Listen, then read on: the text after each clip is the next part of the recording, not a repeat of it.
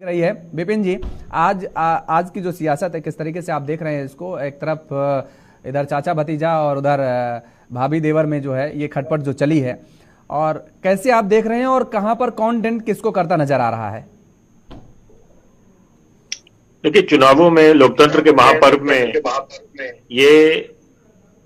स्वाभाविक है कि यहां पर उतार चढ़ाव देखने को बहुत कुछ मिलेगा, और वही हो रहा है इस समय। ये अगर हम 2019 की बात करें तो वहां पर भुआ भतीजा साथ आए थे, बड़े जोर शोर से गठबंधन, महागठबंधन का ऐलान हुआ था। उसके बाद क्या हुआ था, जब चुनावों के परिणाम आए तो फिर दरारें बिल्कुल साफ दिखाई देने लग गई थी। तो ये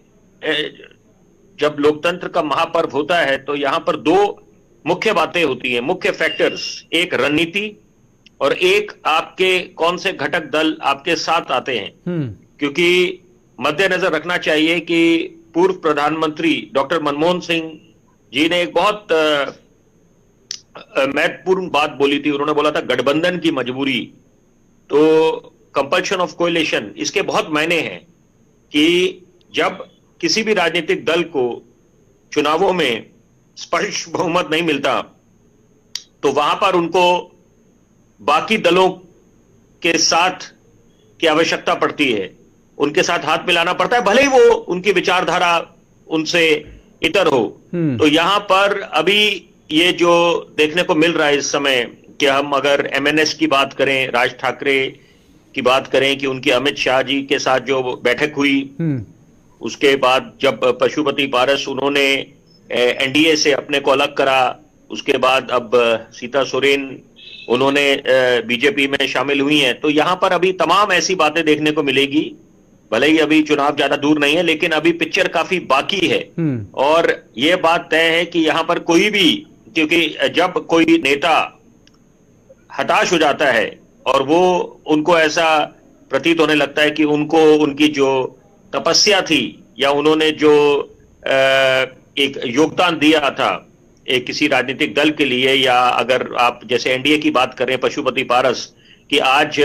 स्थिति बिल्कुल बदल गई है कि 5 सीटें जो उनको मिलनी चाहिए थी वो उनके भतीजे को मिल गई, उनकी पार्टी को मिल गई। तो यहाँ पर यह स्वाभाविक था कि वो हताश महसूस करेंगे, और कई बार ये होता है कि यहाँ पर खुद के लेकिन अब ये सवाल ये उठ रहा है क्योंकि सियासी वारिस को लेकर के लगातार जंग छिड़ी रही चाचा भतीजे में। लेकिन देखा यह भी गया कि जब रामविलास पासवान जी थे तब भी उन्होंने कहीं ना कहीं अपना सियासी वारिस, हम ये कहें कि आगे बढ़ाते हुए पशुपति पारस को ही लेकर के, हम चाहे 2000 का जिक्र करें या 2017 का जिक्र करें, 2000 में ही जब 7 दिन के लिए सीएम बने नीतीश कुमार, तो सुशील मोदी के साथ पशुपति पारस उनके कैबिनेट का हिस्सा रहे। 2017 में जब राजद से अलग हुए तब भी पशुपति पारस साथ में रहे उनके। तो ऐसे में 19 का अगर हम जिक्र करते हैं, जब राज्यसभा गए रामविलास पासवान जी, तो लोकसभा से उनको चुनाव मैदान में उतारा, और जब फिल्म इंडस्ट्री में थे चिराग पासवान, पूरी बागडोर कहीं ना कहीं अगर राज्य की हम कहें, क्योंकि केंद्र की तो रामविलास पासवान देख रहे थे, राज्य की पशुपति पारस के जिम्मे पूरी सौंपी गई थी जिम्मेदारी, तो उन्होंने संभाला। आपका योगेश जी सवाल बहुत अहमियत रखता है, ये दर्शाता है कि आप बड़े सुलझे हुए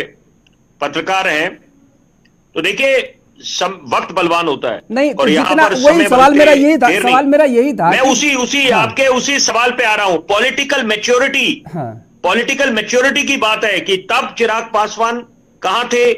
और अब आज के वर्तमान दौर में, क्योंकि समय बहुत कुछ सिखाता है